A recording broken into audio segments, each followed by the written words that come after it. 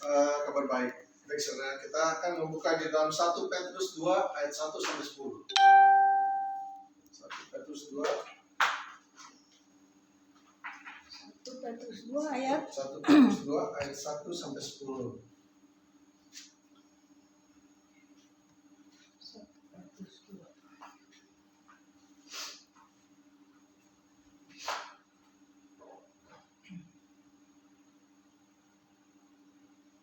Sudah dapat ayat 1 sampai 10. Siapa baca? Yang ketemu sudah bacakan, boleh bacakan. 1 Petrus 2 ayat 1 sampai 10. Ayat 1 itu perikop Yesus Kristus batu penjuru. Ya. Karena itu buanglah segala kejahatan, segala tipu muslihat, dan segala macam kemunafikan, kedengkian, dan fitnah. Ayat 2, dan jadilah sama seperti bayi yang baru lahir, yang selalu ingin akan air susu yang murni dan yang rohani, supaya olehnya kamu bertumbuh dan beroleh keselamatan. Ayat 3, jika kamu benar-benar telah mengucap kebaikan Tuhan. Ayat 4, dan datanglah kepadanya batu yang hidup itu, yang memang dibuang oleh manusia, tetapi yang dipilih dan dihormati di hadirat Allah.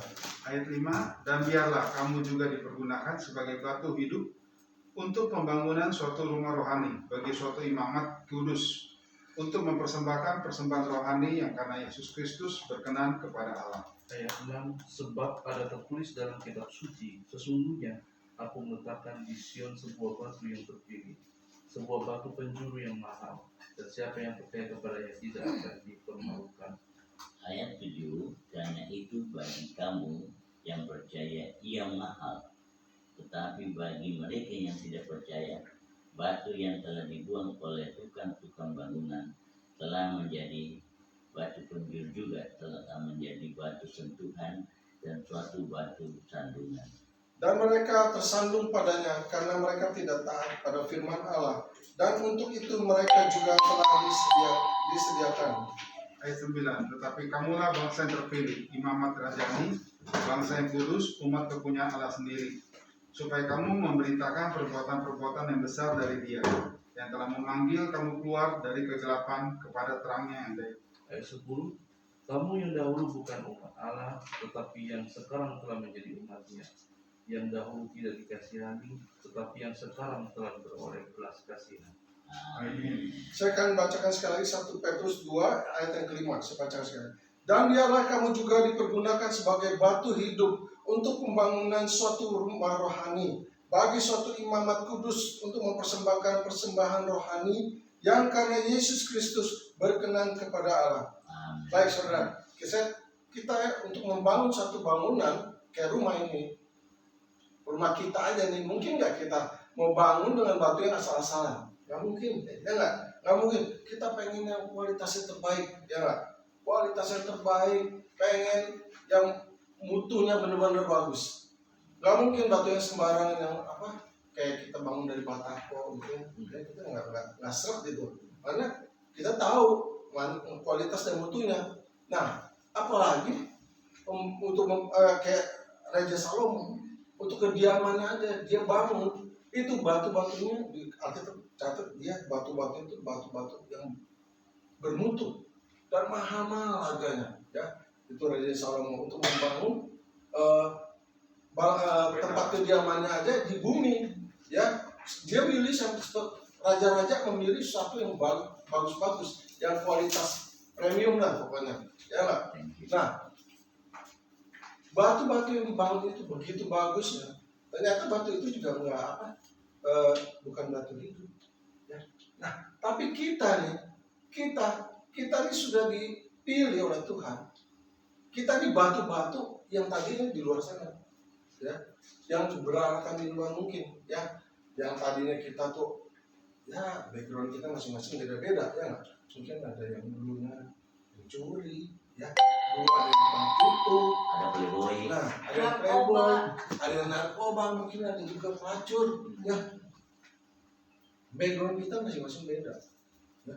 Coba Tuhan memilih kita untuk menjadi satu bangunan bait Allah, kita dikumpulkan, ya. Dan tadinya kita di luar sana berantakan, mungkin ada yang di pinggir kali, di got istilahnya, di tempat yang kotor, yang dulu kita tuh tempatnya kotor banget gitu. Tapi Tuhan pilih kita, luar biasa lah coba. Untuk apa sih? Pembangunan bait Allah secara rohani ya saudara. Orang seringkali pikir, oh bangunan bait Allah itu gereja, ya gereja yang megah, bangun gereja yang wah megah sekali. Kalau kita lihat di Eropa tuh itu gereja, wah bagus-bagus banget gitu ya. Tetapi Tuhan memilih kita sebagai batu-batu yang hidup, ya untuk pembangunan bait Allah. Kita ini dipilih, yang tadinya kita di luar sana, yang tadinya kotor, menjijikkan. Tuhan pilih kita, pilih saudara dan saya untuk apa saudara? Jadi kita bersyukur.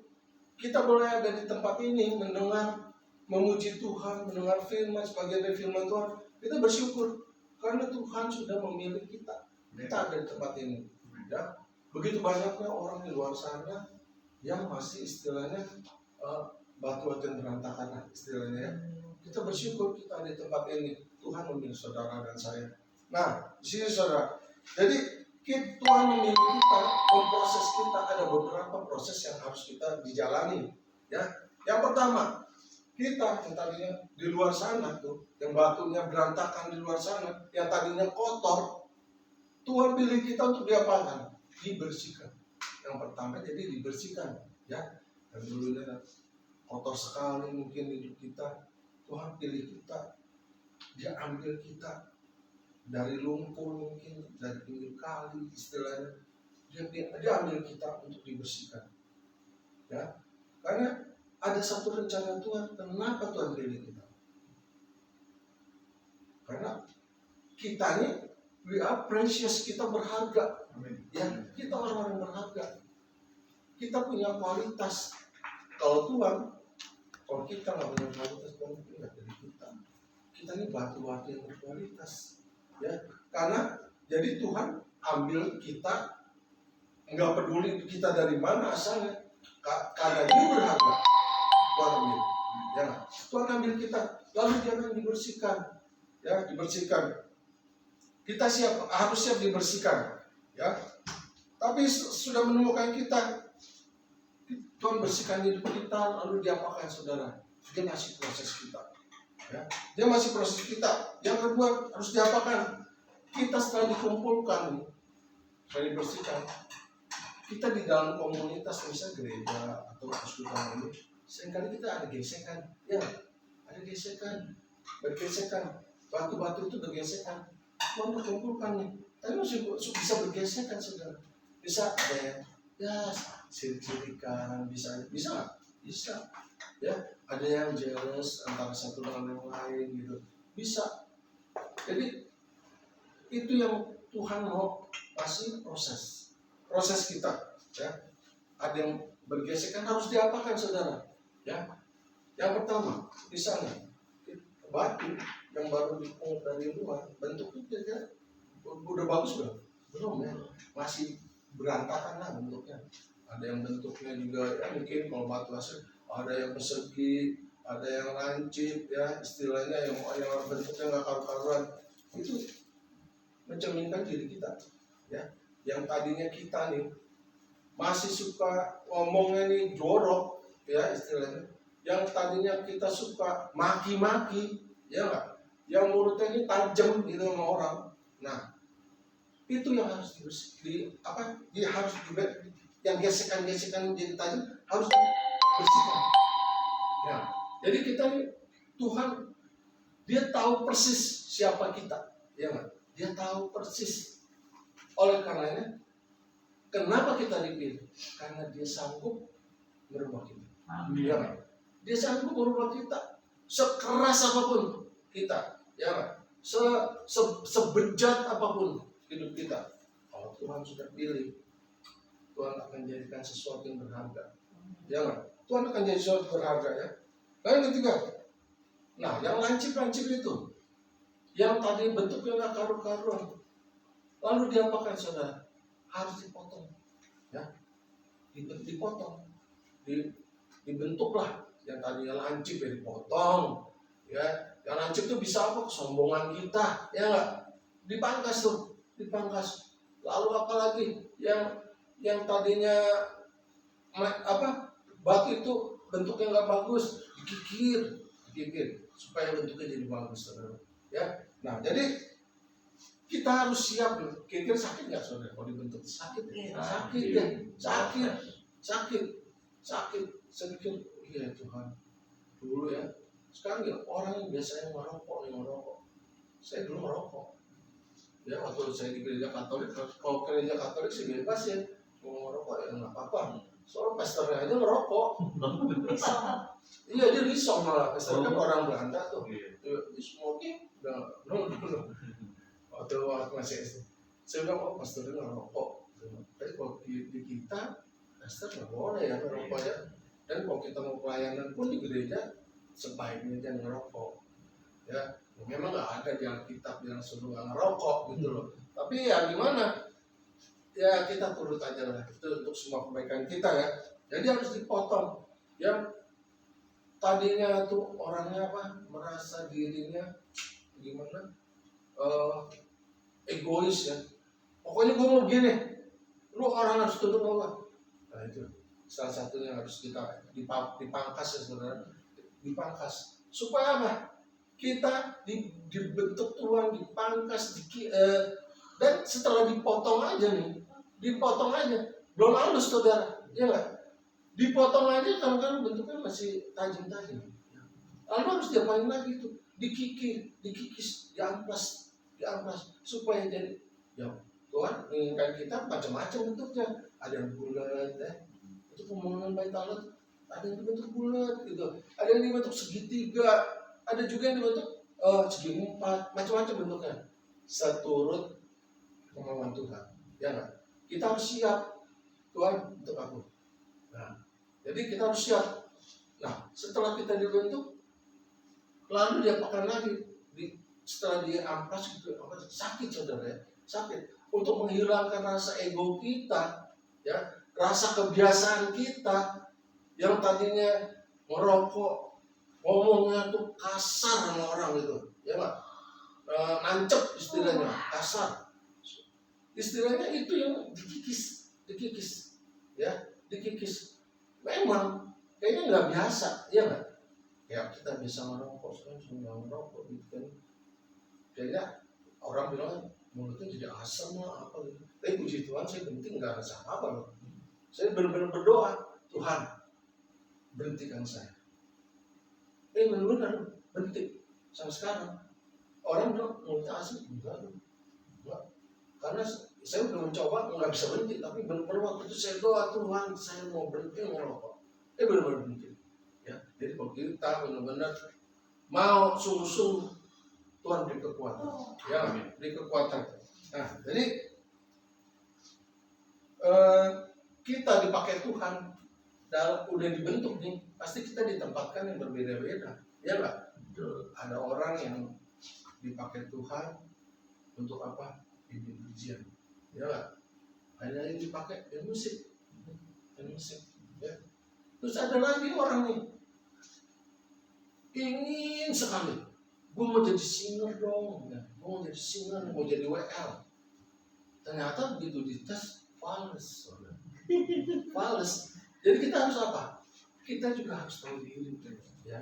Kita harus tahu diri kita, harus mengenali diri kita, kemampuan kita, ya. Apa sih kemampuan saya gitu loh, ya. Ada yang disuruh bawa firman, ya memang karena dia kita pasti bisa, ya. Terus ada lagi, dia pengen nyanyi nggak bisa, tapi dia orangnya ramah gitu, suka senyum, suka tawa. Nah, dia cocoknya di asar. Nah, kamu asar mungkin tuh orangnya ramah, ya. Jadi kalau ketemu orang dia tuh kayak menyenangkan gitu loh, kayak apa tanda asar, ya. Apakah semua itu lebih rendah derajatnya daripada orang yang di mimbar? Enggak juga. Jadi saudara, kalau kita dipakai nih, dikasih kesempatan Tuhan pakai kita, jangan sombong. Ya, nggak mungkin ada batu yang di atas kalau nggak ada batu yang di bawah.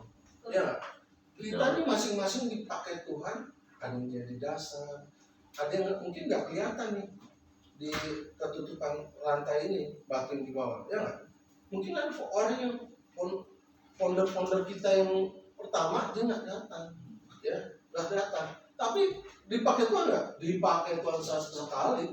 Dia jadi dasar bangunan bait Allah. Coba, ya gembala-gembala kita yang terdahulu tuh dipakai Tuhan menjadi dasar bangunan supaya bait Allah berdiri indah, ya nggak? Nah jadi kita dipakai masing-masing ada manfaatnya. Nggak mungkin Tuhan memilih kita nggak ada manfaat, ya tidak mungkin. Ya, saya percaya. Ada saya nggak bisa ngomong nih, saya orang nggak pandai ngomong. Dia bisa berdoa, dia pendoa, ya nggak? Jadi nggak ada istilah Tuhan tuh memanggil kita, memilih kita, jadi nggak berguna gitu. Nggak mungkin, ya nggak mungkin. Nah, setelah dipotong, dihaluskan ya, kita mulai berbentuk ya, mulai berbentuk. Ya, jadi apapun masalahnya di dalam mau komunitas komsel kecil begini kayak ya, mau di gereja kayak apapun masalahnya, jangan sampai meninggalkan Tuhan. Amin. Ya, jangan sampai meninggalkan Tuhan. Memang masalah banyak, ya nggak? Banyak masalah. Tapi kita harus apa? Pandang kasih Tuhan yang luar biasa. Coba. Kita dipilih untuk suatu pembangunan bait Allah yang luar biasa, yang mulia istilahnya ya. Banyak orang yang nggak kepilih, ya. Kan Tuhan bilang, bukan kita yang milih dia, dia yang milih kita, ya nggak? Berarti banyak orang di luar sana yang nggak kepilih, ya nggak? Itu bukan Tuhan nggak adil, itu hak prerogatif Tuhan. Nah, kita bersyukur kita di tempat ini, kita memuji Tuhan, kita bisa dengar sebagian firman Tuhan. Wah, saya bersyukur. Saya sampai bilang gini, ya Tuhan udah sangat baik sama hidup saya. Jadi saya bilang, Tuhan apa yang harus saya balas Tuhan? Saya ini yang satu itu, amanat agung, ya, amanat itu. Jadikan semua bangsa muridku, baptis mereka dalam nama Bapa, Putra, dan Roh Kudus, ajar mereka seperti yang telah kuperintahkan kepadamu. Itu tugas yang sangat mulia yang Tuhan berikan buat kita orang percaya. Di sini gitu. Saya mau jadi penginjil. Kan? Saya sekolah. Saya minta saya sekolah. Tuhan, dengan keterbatasan waktu, kesempatan dan dana, saya bilang saya mau sekolah. Nah, itu karena saya apa Tuhan? Itu aja yang saya ingat. Tugas dari Tuhan. Amanat agung. Amin. Wah, luar biasa ya. Iya, saya renungkan itu pekerjaan paling mulia nih, benar-benar. Memang kita cari duit perlu, ya lah, penting istilahnya. Tapi itu untuk apa? Untuk dunia yang fana, ya. Kita cari duit mati-matian hari ini. Mungkin ada yang mati nggak bawa, ya. Ada yang mati nggak bawa tuh, ya. Nggak menikmati tuh. Yang nikmatin orang lain. Udah kita udah kerja sama mati nih, ngumpulin, irit-irit, makan irit-irit gitu loh, ya. Ayo kita nggak nikmatin, yang nikmatin orang lain, coba, yang nikmatin orang lain. Jadi benar-benar saya bilang pekerjaan memberitakan Injil itu, wah sangat mulia. Karena apa? Kita bukan hanya menolong orang, kasih makan, kasih makan baik, baik. Kalau ada orang lapar ya, kasih makan baik. Bagus. Ada orang yang kesusahan kita tolong baik. Ada yang kekurangan miskin, kita kasih uang baik, tolong dia baik. Tapi semuanya itu fana akhirnya. Semua itu istilahnya kita kasih uang akhirnya mau pejabat, ya nggak? Fana, sementara gitu loh. Tapi kalau kita beritakan kabar baik ke orang, amanat agung, sampai orang itu terima Yesus sebagai Tuhan dan Selamat, wow, kita ngirim orang itu ke surga, ya nggak? Kita kirim orang itu ke surga, bukannya perkara duniawi, benar-benar perkara yang di atas. Jadi kalau kita merasa Tuhan sangat baik sama saya karena ada orang yang beritakan kabar baik kepada saya sehingga saya terima Yesus, ya saya juga harus begitu semua. Nah itu, kenapa kita harus menginjil? Itu bukan tugas sama Tuhan aja ternyata. Saya renungkan, ya Tuhan, ternyata memberita kabar baik itu bukan tugas sama Tuhan doang. Setiap orang percaya, kalau kita catat ya, ada amanat agung. Sampai ke ujung bumi, kalau bisa ya nggak? Wah, saya bilang ya Tuhan, wah luar biasa ya. Saya bilang Tuhan, saya jadi menginjil Tuhan. Saya bilang, nolong orang baik, rapi mengirim orang ke surga. Wow, luar biasa, dahsyat, ya, dahsyat saudara. Ya, jadi kita percaya kita batu-batu yang hidup, yang Tuhan pilih untuk dibentuk menjadi satu bangunan bait Allah yang luar biasa, supaya orang melihat bait Allah itu, wow, ada sesuatu yang luar biasa begitu indahnya, ya, ada damai, ada sukacita, ada terang di sana, ya. Jadi banyak orang melihat kita, dia ini masuk jadi salah bagian dari bait Allah itu, ya. Jadi orang melihat kita menjadi surat yang terbuka sehingga orang mau datang kepada Tuhan. Wah, dia yang tadinya ngomongnya jorok, tajam ngomongnya, tapi setelah dia ikut ke grup ini banyak berubah gitu, ya berubah. Saya bilang, wah luar biasa ya, biar bait Allah menjadi bengkel rohani, ya nggak? Ini benar. Apa bait Allah ini kita ini bengkel rohani yang tadinya bejat, yang tadinya rusak, kita masuk dipulihkan Tuhan, dibentuk menjadi sesuatu yang berharga, ya nggak? Sesuatu yang mulia. Nah seperti itulah kita batu-batu yang hidup Tuhan pilih untuk kemuliaan Allah. Demikian perbuatan Tuhan. Haleluya.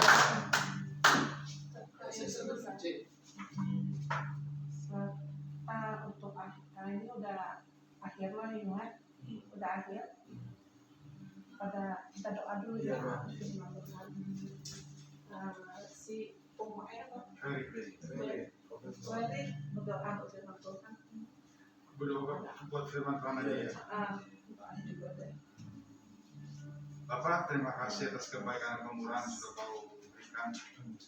Bapak yang kami panggil, kami sembah, kami tinggikan, kami muliakan di dalam nama Tuhan Yesus.